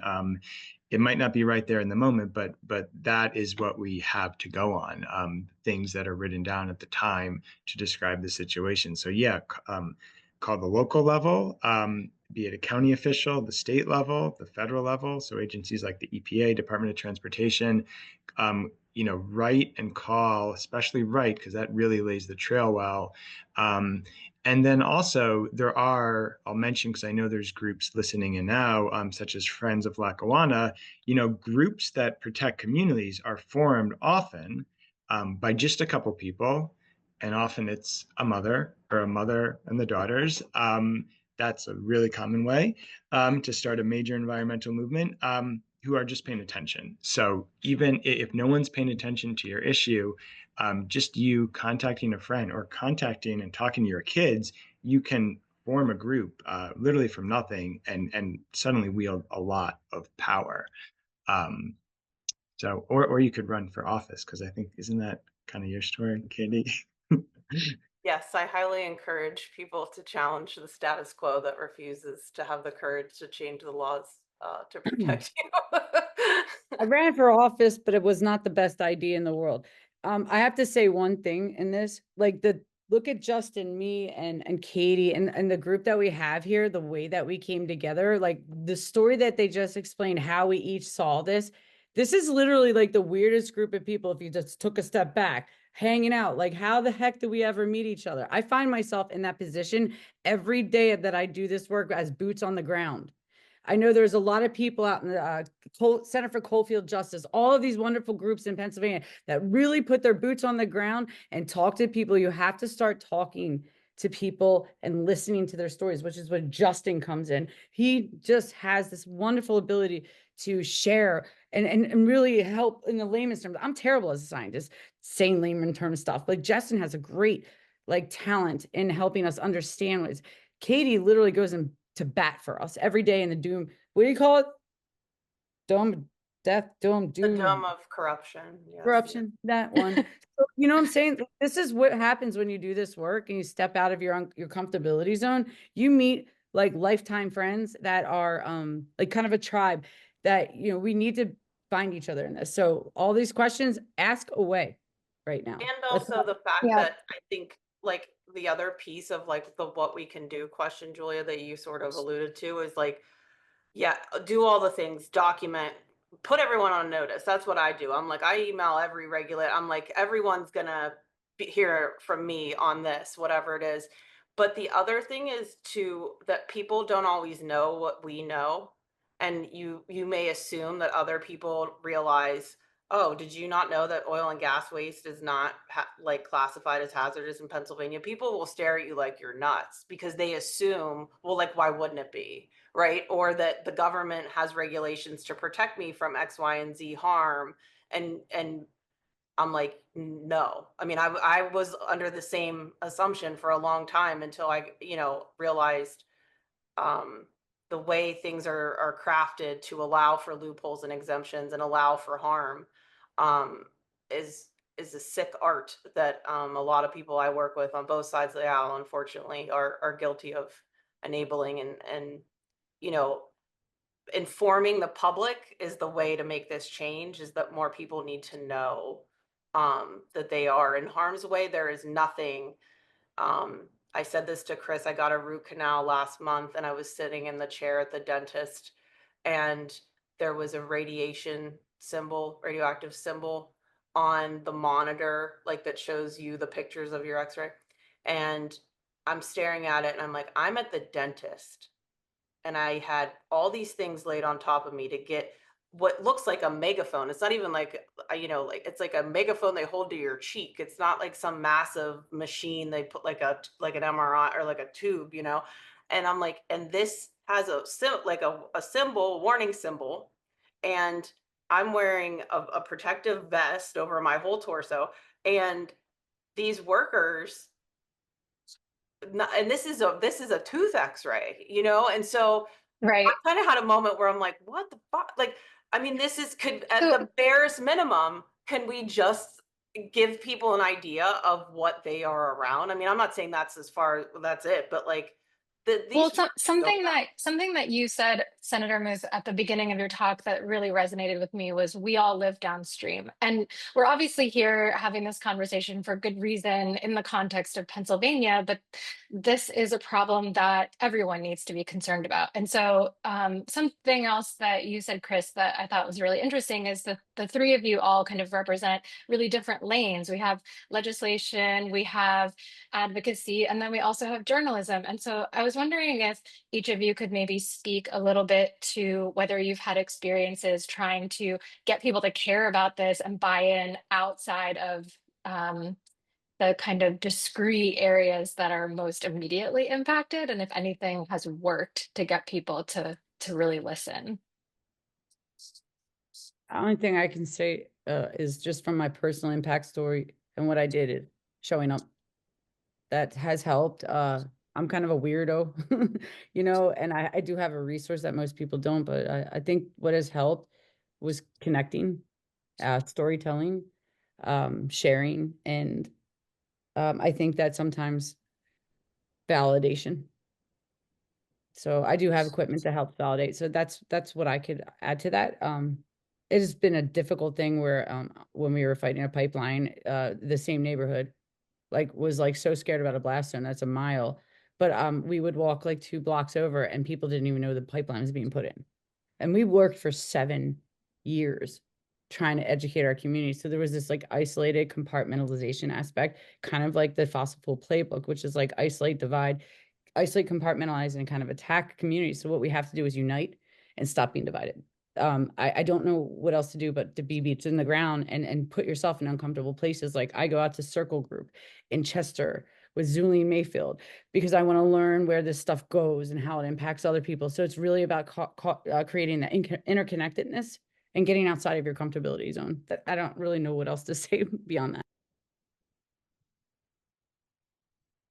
I can't speak to my successes in getting legislative colleagues to be concerned about this in a meaningful way. I think some might be concerned, share my concerns. There is a very retaliatory nature to how you are treated by the powers that be, both in the industry and then in the government itself, for speaking out against these things. And I personally struggle with working in the type of environment where people that I work with that were elected to serve the public, that are paid by the people's money, can't seem to muster up the courage to do that job, to actually do the job you were elected for. And so I've met, obviously, the workers that I met from Eureka that showed up at a hotel conference room that I booked on a whim, thinking 2 of them would come, and like 15 showed up. No, I don't represent any of them. We probably, I have no doubtful we all politically align, but they all were very upset with their own representative, their own senator, knew that he was bought and paid for by industry. And so I sort of look at it as I show up to try to restore people's faith in government, that there's at least one person that understands that what they're going through should have never happened in the first place. And I think I've had family die of cancer. I mean, I'm not able to understand how other decision makers with power, I'm in the minority. The Democrats have been in the minority in the Senate for 30 years. So it's not like any of those bills that I think one of the questions was, where are the bills? They're going to die in the Environmental Resources and Energy Committee chaired by Senator Jean Yaw. Like they have the last, 2 sessions and not get a vote. And all the while, the harm continues every day. And so I will continue to show up for those people, even if I'm run out of office by the regime. So I think that's my role, is just, and hearing what people go through, it's just complete bullshit. It's so unnecessary and it's preventable, and I think that's why it makes me angry enough to keep fighting. Justin, I don't know if you have thoughts as kind of the person who maybe speaks to the widest audience in this group. Yeah, I'll just mention that, it's interesting to hear the state senator's story of talking or of dealing with colleagues from both sides of the aisle and finding resistance. And I think, there's a big difference between how people in power and with power react to this issue and how normal everyday people react to it. I've done interviews on the oil field waste issue with a lot of progressive media, with middle of the road media, and with some very, very conservative media outlets. And everyone is very interested. Some of the best interviews have been with very conservative media outlets. They've read the material closely. They've asked good questions. They've had callers call in and ask good questions. And it's because I think they really recognize the narrative of a group of people getting screwed over by large, powerful corporations and the government kind of silently watching by. And that's really what's happening in many instances. So I think there's actually the ability here to absolutely cross the aisle. Whether the people in power who are actually, running that aisle are going to pay attention, I do think their constituents at some point are and will continue to pay attention. And I really see this as something that the industry will have a very difficult time combating once it gets out to larger audiences. And at some point, you won't just see representatives with integrity like the senator here. Other people will recognize, oh, this is, where I should be because of votes and whatnot, and they'll start to jump in too. But that will take the groundswell of the people knowing, because I think it's rare to have a state senator, like spending hours on end reading complex radioactivity reports. But I'm really glad there is at least one in the whole country. Thanks for that. I think for me, one of the most consistently unbelievable details in whatever thread you want to pull from this story is that we have this radioactive substance that's not regulated the same way we do in the nuclear industry or the medical industry. This feels like a really loaded question right now, but I'm going to ask it anyway because we're all very honest people. Can we just talk about kind of how we ended up here? Like, what systemic forces have allowed for this to kind of fall through the cracks? Are we talking about lobbying? Like, what are we talking about here? I don't know if you've ever I'm gonna watched step back. that 3-part series. It was like Frontline PBS did a great, it's like a documentary. It's 3 parts and you can watch it for free. And it came out several years ago, but I highly encourage everyone to watch or at least listen to it. I listened to like 2 of the 3 and didn't actually see like what, but it's a lot of interviews of EPA, all these different people, and it was a historical recap of how we kind of got here. And it has a lot to do showing you that both sides of the aisle within the federal government, that oil and gas has run our government for decades. And I can remember like in 2024, and I'm not making this political because this is not a political event, but people were like, oh, Liz Cheney is coming to your Senate district for Kamala. Are you going to go? And I'm like, God, no. Her father is that like Halliburton, like, hello, like he's poisoned most of Pennsylvania. Why the hell would I go? Because everyone wanted to celebrate her for standing up for the truth one time in her whole career. And I was like, and I mean, I had Democrats mad at me about it. And I can't like tolerate the people in government that use the public to make profit while the public's harmed, right? And so we got here because we have people in office that allow legalize corruption and legalize like money laundering because the laws are so weak and they allow for it. And so Gene Yaw could be the chair of the ERE committee in the Senate and have royalties and stock in Halliburton's on a statement of financial interest. I'm not releasing something that you all can't find publicly. And that statement of financial interest for state people have to be submitted every 2 years, and it's for the previous year. So when you talk about like federal government, electeds with stock buybacks and all of that, at the state, it's the same thing. So I think the greed has killed people. I mean, that's just facts. Like it's how we got here. And it's again, broke that 3-part series, broke my heart about Barack Obama. I will say that. And other people in government that I thought were leaders. Chris, before you jump in, I want to pull out a question that's in the chat that's kind of related to something that Senator Booth just said. Yvonne wanted to know, did it seem like oil and gas boosters like Yaw are eager to push the idea that brine waste issues can be managed by using lithium extraction and treatment methods? Who is ready to exploit that idea? It's already been tried to be exploited, and it's happening again in Dimick.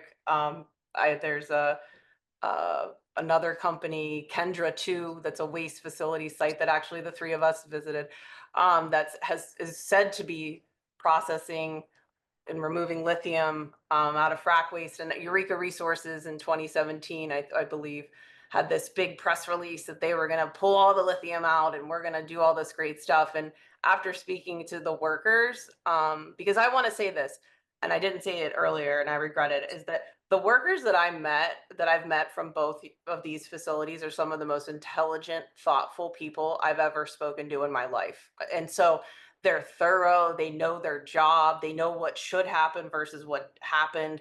And explaining the lithium effort was actually probably one of the most comical conversations. Was that this Canadian company came down and they basically had like this metal looking like a shed essentially, and it was supposed to have this magic thing in it that was going to pull this lithium out. That's my description. And and they whatever lithium was pulled out was, you know, nowhere near the amount for it to be sold. And so in a meaningful way. And Justin can go more into why this is harder, especially in this type of frac waste. But it's never been successfully done. It's definitely something that private equity has dumped money into as this, you know, the reason we should be happy about frac waste. And just like the pool salts and everything else, there's, you know, I guess we'll wait to see if Kendra 2 has a new magical machine that I think it's from another Canadian company to pull out the lithium for all of our lithium needs. Thanks. Okay, Chris, get on in there.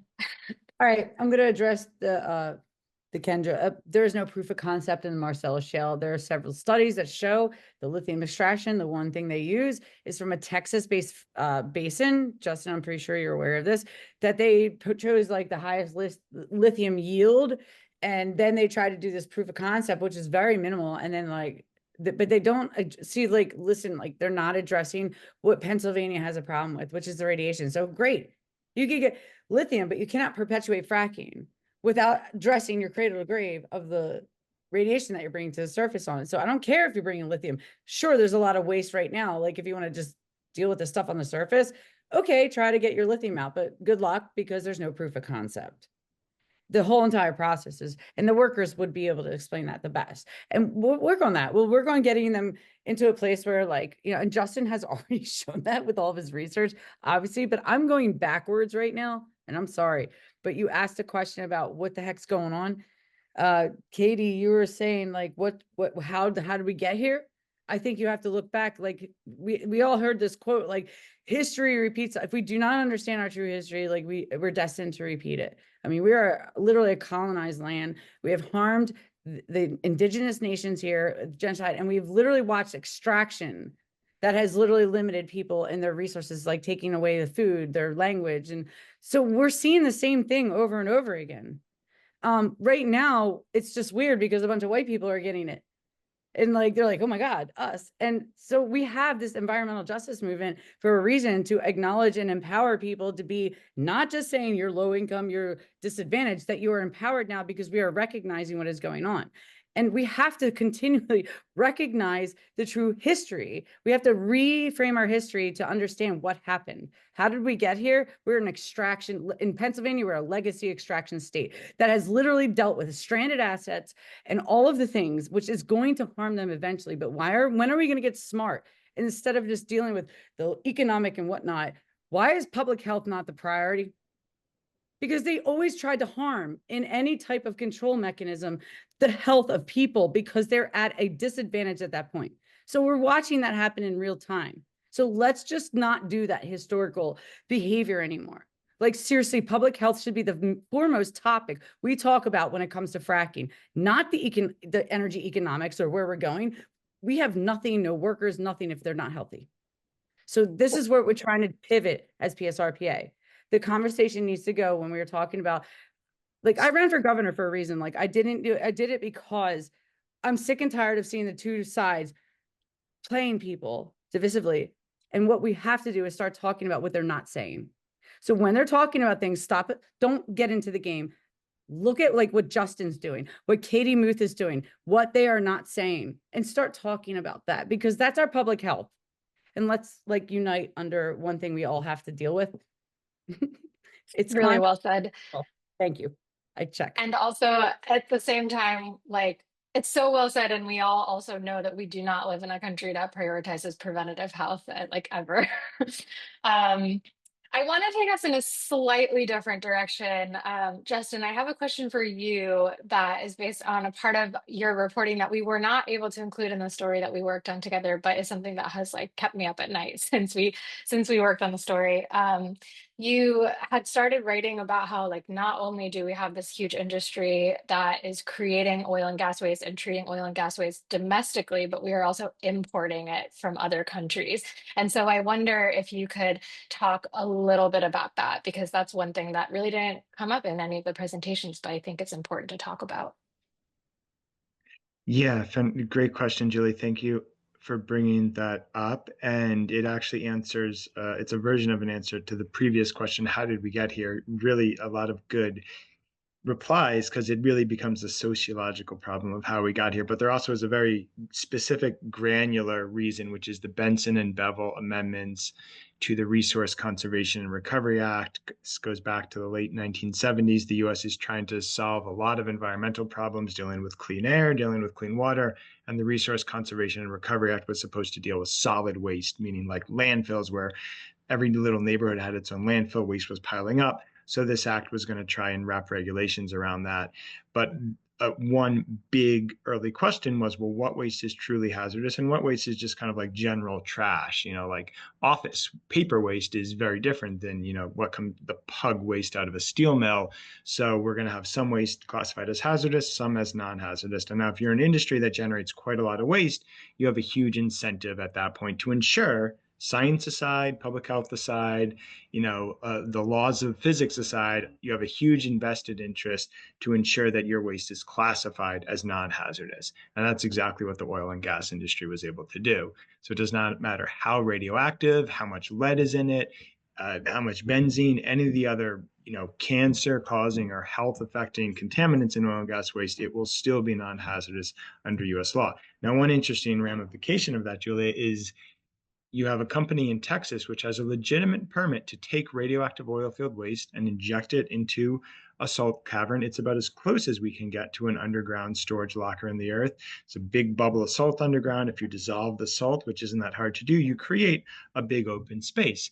Now, it's technically challenging to inject the waste to get it down there, but they do have a permit.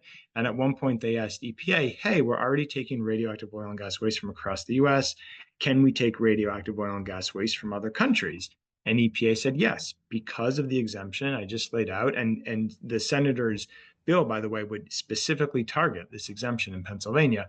Because oil and gas waste is classified as non-hazardous, you can import it into the country. And so it has come into the US from other countries. And to me, that's one of the most just shocking ramifications of the exemption. It just shows how really absurd it is that you have legally enabled that. This company is legitimate in doing that. And right now I'm actually I've gotten a tip that that company, which their name is Lotus, and I wrote a big article about this for Dismog, another investigative site, but I've gotten a tip that now they're taking a lot of offshore radioactive oil and gas waste from Brazil.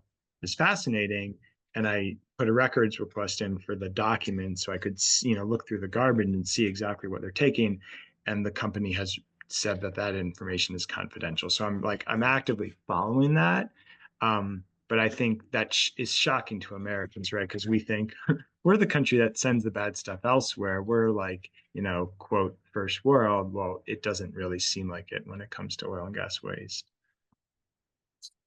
So we only have about a minute left. So I'm going to try to do that thing where we sort of sandwich the conversation. I started with what can we do? We got really depressed in the middle, and I'm going to end with what can we do?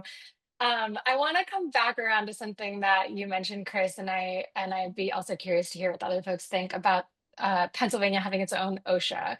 I think sounds really exciting, and also we talked a little bit about some of the pitfalls of these, major agencies and them not really capturing actual worker harms, things like that. But What can residents of Pennsylvania or supporters from outside of Pennsylvania do to support this effort?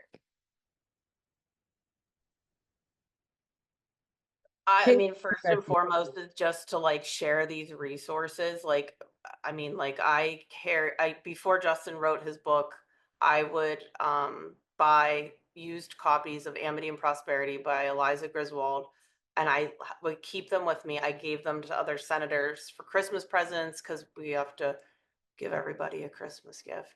I've declined to do so the last several years, and Genial doesn't give me one either. But I would give them out to people. I've had senators tell me they couldn't finish it, Democratic senators, they couldn't finish reading it, was too sad.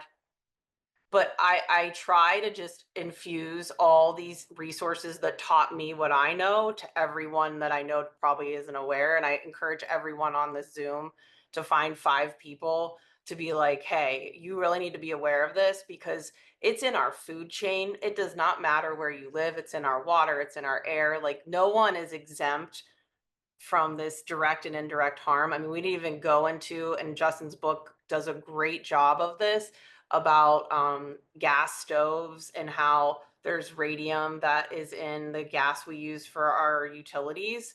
And just, it's been completely covered up and exempted by the government. And it's just like PFAS and PFOA, forever chemicals, decades of knowing it was bad. And now, you know, look, we have the government trying to roll back the bare bones regulations that existed. And again, oil and gas are exempted from the PFAS regulations, despite PFAS and PFOA being used in drilling fluid. And so it's the more the public that knows what's really going on, and I know there's a lot going on right now, so it's emotionally overwhelming, but like this is our like livelihoods, and you know, we are currently not in control of this, right? And so I think holding elected officials, the state can do a lot on its own despite the federal chaos. And you know, it's not happening. So, and it wasn't happening before the federal chaos. So there needs to, as mentioned, this is not partisan. This is the general public, outside of the status quo of politicians and both sides being, you know, loyal to corporations.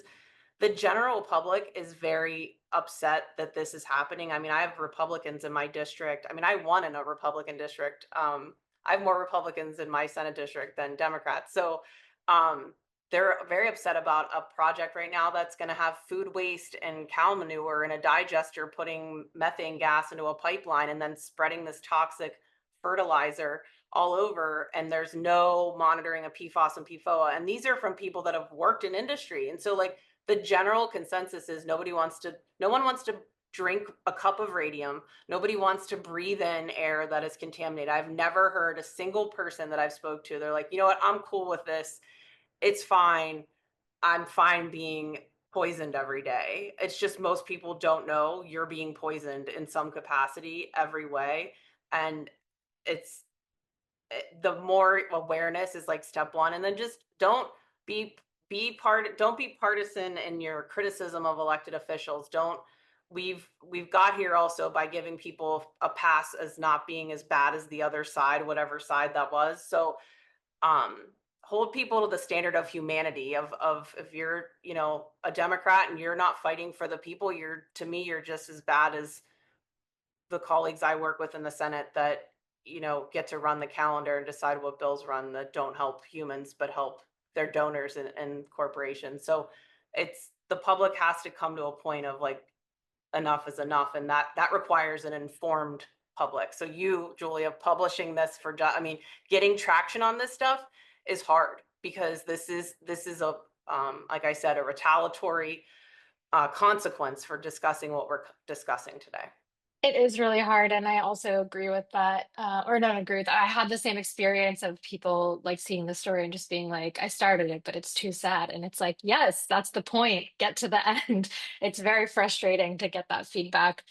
But Chris, I just wanted to make sure you had a chance to Very much so get on in what there. you asked. Yeah, what you Yeah. asked. So you were talking about specifically what I was asking about, that legislation that is possibly Yep. being introduced. That is literally going to serve Katie. It's the one that you were talking about, like for public, like our public servants getting OSHA, like Pennsylvania. And that's really important. I feel like I would like to ask you, Katie, like, how could we do as Pennsylvanians? Like, what should we do? Do you feel that this legislation is going to be good for us? Is it a good step For in the public sector workers, and there's it passed out of the House of Representatives last Cool. session. Democrats passed it over to the Senate and it went nowhere. But you know, it's the other part is enforcing OSHA regulations across the board, right? Even in private sector, which is these workers that we're talking about. So how do we better protect workers? So And how that's could this legislation help that? well, Like, these how does public inspectors would work- be on site and have protections and, you know, hopefully be more thorough, but both need to happen, right? OSHA can't go away. The problem with OSHA is I get why we are where we are. Regulators failed to do their jobs. And in this Eureka instance is an epic failure of government. And I understand why those workers lost complete faith in government. It's not just understaffing. It's like the staff either can't do their job because above them won't allow, or they called the regulator and there was harm done and it was swept under it's completely dismissed because the powers that be are connected to the industry and the owners. So it's the other way?